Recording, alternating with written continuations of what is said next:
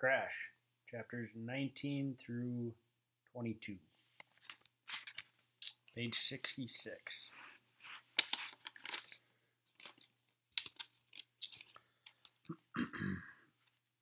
I don't really have a great-great-grandfather. Like I told Webb years ago, I don't even have a great-grandfather. But I really do have a grandfather, and his name really is Scooter. He used to be a cook in the U.S. Navy. "What are you doing here?" I said. He waved the spatula. "What's it look like, Swabby?" "Making octopus stew." I stuck my finger down my throat and pretended to gag. Ach! Then I rushed into him. "Hey, Swabby," he said, "you're squeezing too hard." "I'm not one of your girlfriends." He looked around. "So where is everybody?" "Mom and Dad are working.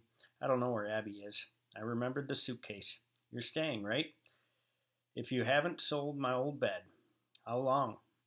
"Usually he stays a night or two." "Oh," he turned back to the stove. "Maybe for good." "Yeah, don't I wish." I knew he was kidding, but I hugged him from behind anyway, just thinking about it. I squeezed his arms and turned him around. "Scooter, you should have seen me today. Our first game.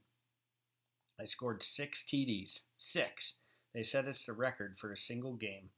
His eyes popped. 6? Am I hearing right? "Yeah, and they took me out in the third quarter. I was awesome." He gave a low-key smile. His eyes went back to normal size and got real soft. He patted me twice on the cheek. "You didn't have to score all those touchdowns for me, you know that." The front door opened. I thought it was Abby, but it wasn't. It was my parents. I looked at the clock. It was only 20 minutes after 5. In the kitchen, they hugged Scooter and did the routine when he told them it was octopus stew. It's a family joke we do when Scooter visits and cooks for us. It's never really octopus, but that's the only thing we know for sure. He makes it up mostly from whatever he finds in the kitchen, so it's always different and always great. My father said, "Finally, we'll be getting some good food around here." My mom punched him, but she laughed too. She hates to cook, but I was stuck on my dad's words, the way he said them. "We'll be getting..." "Scooter's just coming for a day or two, right?" I said, like usual. Silence, stares bouncing around the kitchen, slow growing grins.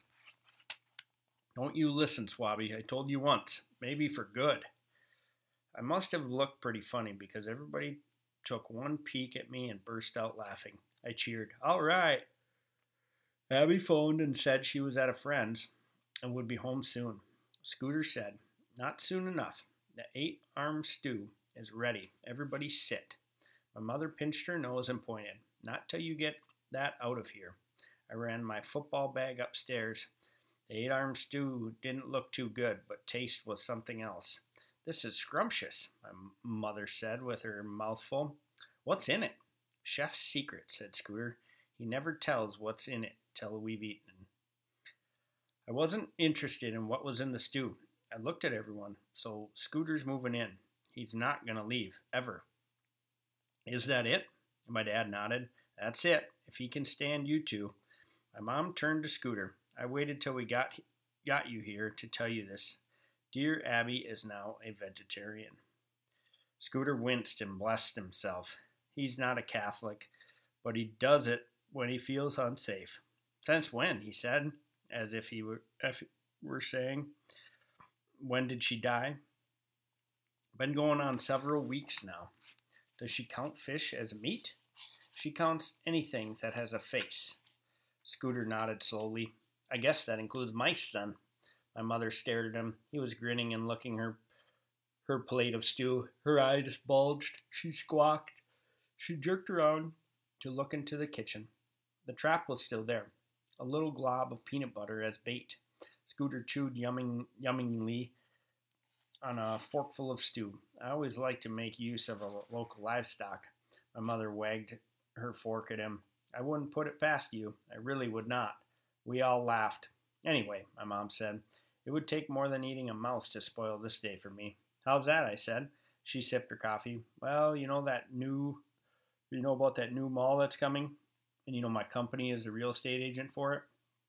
But what you don't know, and what I didn't know until this afternoon, is that yours truly, The least senior member of the team will be getting a piece of the action. I'm going to handle 3 of the small stores." She smiled from ear to ear. I couldn't remember her seeing her look so proud. We all clapped. She took a shy bow. "Does this mean we'll be rich?" I said. She gave a grinny little snort. "Only thing it means for sure is that I'll have more work." I kept staring at her. She looked away. The silence got longer. "It was awesome today," I said. My dad smacked the table. "I forgot. Your game. How'd it go? You won? How'd you do?" Suddenly I didn't feel like telling them. I chewed some stew. I shrugged. "Scored 6 TDs. Out of the corner of my eye, I saw my father's jaw drop. I looked at the ceiling. I had never noticed how pure white was the fluorescent light. "A school record?" said Scooter. My mother's voice came cracking and low. "Crash, that's wonderful. I'm really proud." I took a deep breath. I wanted to leave. Abby came in. She screamed when she saw Scooter and ran to him. It was complicated hugging him because she carried a big white cardboard sign tacked onto a 3-foot stick. "What's this?" said Scooter, drawing back and almost getting clobbered. Abby turned the sign around so we all could see. It was painted in big red letters. It said, "The mall must fall." She wore a button that said the same thing. My mother cleared her throat. "What's this about?" Abby marched around the dining room table. "We're going to demonstrate against the new mall. We're not going to let them build it." Chapter 20. Abby and I fought over who got to carry Scooter's suitcase to his room. I won, as usual. When he came to this picture in the hallway gallery, he had to stop and say, "Now there's a handsome young man. I wonder who that is." The painting shows the sailor with his white hat cocked down to one eyebrow and his mouth open like he's saying something. If it wasn't hanging in our hallway, I never would have guessed it was my grandfather. The sailor is so young. My mother told us it was the first portrait she ever did. She was still in high school. He knocked on the wall. "Nice bulkhead, too." We groaned, which was what he wanted. It's Navy talk. A bulkhead is a wall. A door is a hatch. The kitchen is the gallery. The dining room is the mess. A stairway is a ladder. We dragged him from the bulkhead to his room. It was the guest room, actually, but when we turned on the light and walked in, it had the warmest feeling, knowing he'd be there for good. I put his suitcase on the bed. "Guess this isn't a guest room anymore," I said. The 3 of us looked at each other and broke into giggles. Scooter started unpacking. Abby said, "Aren't you going to miss the ocean?" Since he retired, Scooter had been living in a rooming house in Cape May, New Jersey. He said he wanted to be able to see the ocean every day. He took out a stack of boxer shorts with red and blue anchors on them. "Sure," he said, "when I start feeling that way, I'll just fill up the bathtub." Before he could stop her, Abby snatched the top pair of shorts and pulled them on over her jeans. She checked herself in the mirror. "Oh, Scooter, can I have these, please? Just 1 pair?" Scooter looked at me like he had just seen an oyster from outer space. I shrugged. 5th grade girls. Abby crouched, pleading in front of him. "Pretty please, with sugar?" Scooter just blinked. He still wasn't connecting. "See what your mother says." Abby squealed and gave us a fashion show. I asked Scooter, "What about your sea chest?" The sea chest is a trunk filled with the stuff he picked up from all over the world. A wooden mask from Africa, a silk robe from Japan. We would rummage through the chest whenever we visited him in Cape May. He held up a key. I put it in storage. "Aren't you bringing it with you?" I asked him. He took out some school pictures, our school pictures, the big ones with frames. "This is the important stuff." He put them on the dresser. Later, the 3 of us were sitting in Scooter's bed. This is something that goes way back to when Abby and I were little. We would climb into his bed in our pajamas. It would be dark outside. The only light would be from the hallway, and Scooter would tell us stories. Not cuddle your teddy bear stories, but screamer stories, tremble stories, sink your teeth into your teddy bear stories. My parents know what's going on, so they don't call the police when they hear their kids screaming bloody murder. And I mean to tell you, when he says he's in the jungle on a moonless night, or in a back alleys of old Hong Kong, or in the salt swamp infested with sea crocs, well, you are there with him. And when he tells you to check the vine, you feel on your leg, and you look and see it's not a vine at all, but a 30-foot anaconda already coiled 3 times around your leg. Well, you gulp, and you shriek, and you might even grab onto your little sister for dear life. When we're good and quaking under the covers, Scooter will finish up with some lighter stuff. It's like dessert. Sometimes he'll tell us about the foot hunters of Borneo instead of head hunters. Get it? How they go around lopping off people's feet and shrink them and wear them around their necks. And always he tells us about his pet Ollie, the one-armed octopus. He found Ollie one day while skin diving off the coast of Greece. At first he thought he was looking at some kind of pregnant sea snake or constipated eel. Then he realized he had the ends backwards. It was an octopus with 7 of its legs chewed off in a fight with something Scooter hoped he would never meet up with himself. The octopus was flopped and all forlorn on the bottom sand, trying to pry open a scallop. Its head was the size of a softball, and its one tentacle was less than 2 feet long. Scooter took it back to the ship, named it Ollie, and for years took almost everywhere he went in a bucket of seawater.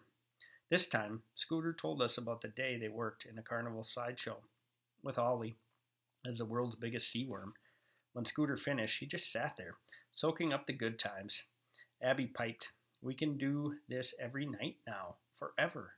Scooter pretended to swoon. "Scooter," she said, then hesitated. She was thinking hard. "Scooter." He leaned back against the headboard with a contented smile. She hesitated some more. I knew what was happening. We both grew up thinking Scooter's bed was the safest place in the world, like a boat in a sea full of crocs. In fact, we used to call it our bed boat. It was a place where you could say things out loud that you might not only think anywhere else. I remember once when I was little, I had a big confession to make about something I had done. I waited for weeks till Scooter showed up. I grabbed him in the driveway, dragged him up to the bed, whipped my pajamas on. I couldn't wait till dark, and confessed. Whatever Abby wanted to say, we were probably the first people to hear it. Chapter 21. "Scooter," she repeated his name a 3rd time. "Don't you think our grass is too short?" Scooter just stared at her. "What kind of dumb question is that?" I said. "Scooter," she whined, "isn't it?" "If you say it's too short," he said, "it's too short." "And how would you like to look out the back window and see a rabbit? Or maybe even a raccoon?" Scooter nodded. "That would be nice." She crouched on her knees, leaned into him, and out it came. "Well, here's what I did. See, I found out at school that there's these things called wildlife habitats. You can have one in your own backyard, as long as it's big enough." She bounced on her knees. Bed springs creaked. "And ours is. I wrote away to Washington, D.C., and I found out all you need to do. Like, you have to have water and food and cover. That means tall grass and weeds and wood piles and stuff, and nesting places. And then when you do all that, you draw it all up in a plan and send it in. And if it's good enough, they send you a certificate, and you have an official backyard wildlife habitat." She stopped to take a breath. "And then," said Scooter, "the animals move in." Abby yipped. "Right? Animals and birds. We give them a place to be. We save them." Scooter grinned. "From the shopping centers?" "Exactly." She reached out and stroked my arm. "And my nice, sweet, wonderful, loving big brother is going to build me an observation post in the cherry tree so I can observe the wildlife." I pulled my arm away. I laughed. "Dream on." Scooter thought for a while, then nodded. "I like it, but it's not my backyard." Meaning, of course, it's my parents'. I was thinking of my father, who cuts the grass and edges it and weed whacks it and has the Chemlon truck spray it, and my mother, who used to throw fits because I dug holes and buried her flowers. And that's not counting my own opinion. "I think it sucks," I said. "I'll take 'em all over a stupid raccoon any day." Abby pressed her palms together like a prayer. "Scooter, pop up, pop, pop. You say something to them. Tell them what a great idea it is. Okay?" She lifted her praying hands to her nose. "Please." "You keep planning it," he said. "We'll see." She squealed and hugged him. He glanced over her shoulder at the clock, and I knew he was ready to kick us out. I didn't want to leave yet. I had come up with something fast, a question, and there it was, right in front of me, where it must have been all my life. "Why is your name Scooter?" I said. I was hoping there was a half-hour story behind it, but all he said was, "Oh, I was a speedy little bugger when I grew up. When one time somebody said, 'Look at him, I'm Scoot,' and that was that." He turned on the lamp. "Okay, Swabbies, bedtime." Abby kissed him. I shook hands. I turned at the door. "Did you ever run in the pen relays?" He frowned. "What's that?" "Oh, nothing. Good night. Batten the hatch on your way out, mates." Chapter 22. My grandfather came to 2 practices this week. Not Webb. Not anybody else can say that. The other 2 days, he was with Abby after school. And of course, today, he was at our game with Donner.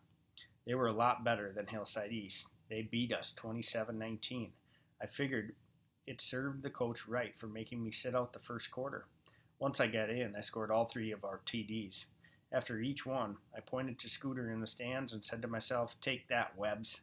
Actually, I was kind of surprised that Webb showed up for his cheerleading duties today. This morning, as Mike and I were heading for homeroom, we came on a whole mob of kids laughing and whistling in the hallway. We nosed our way in.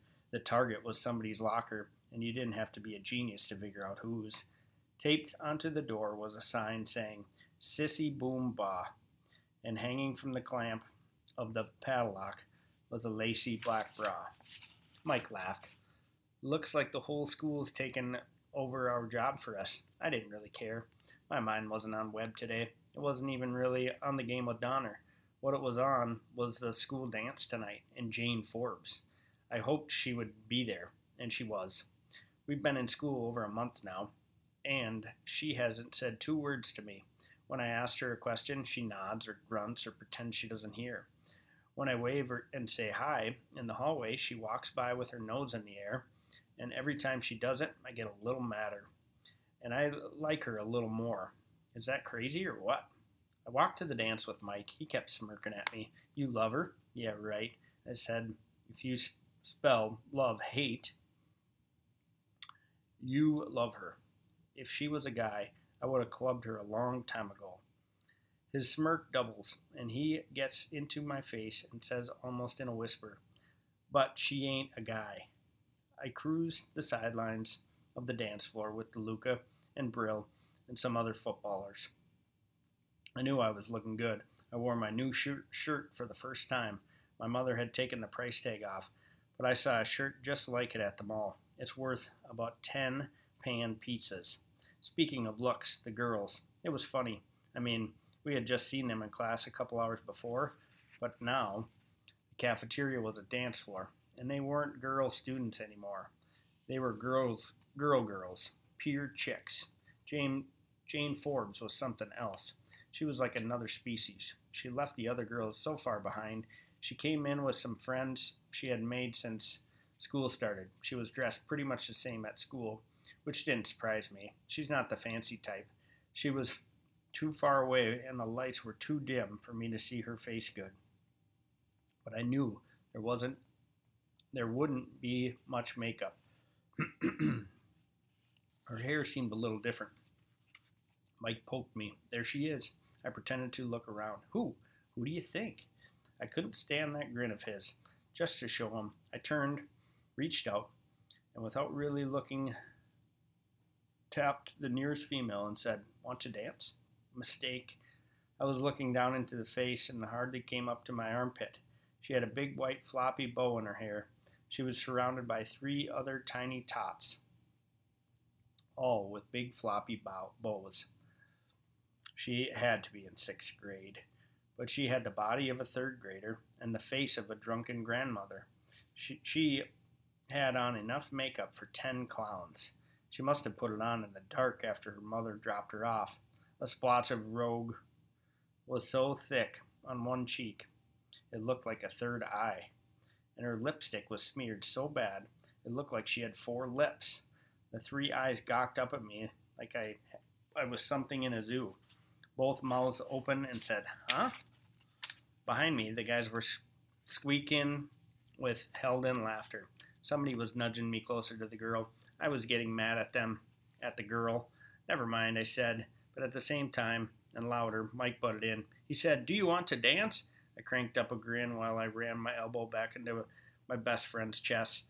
Meanwhile, the girl's friends were squealing and pressing into her. One of them said, "Dawn, he wants to dance with him. He wants you to dance with him." Another one whispered, "Are you gonna?" They were all looking for her to me to her. Two of Dawn's eyes kept blinking at me. Then her mouth opened again. Let go at second syllable of the night. No. Half the football team erupted. Before I could say something, the tots toddled off. I turned. I put out both hands and shoved. Mike went back into Brill. Brill went back into three others, and then they were all lurching and howling backward into the lunch counter. I headed straight across the floor. Maybe I didn't know before what I was going to do. Now I did. That's the end of chapter 22 in this section.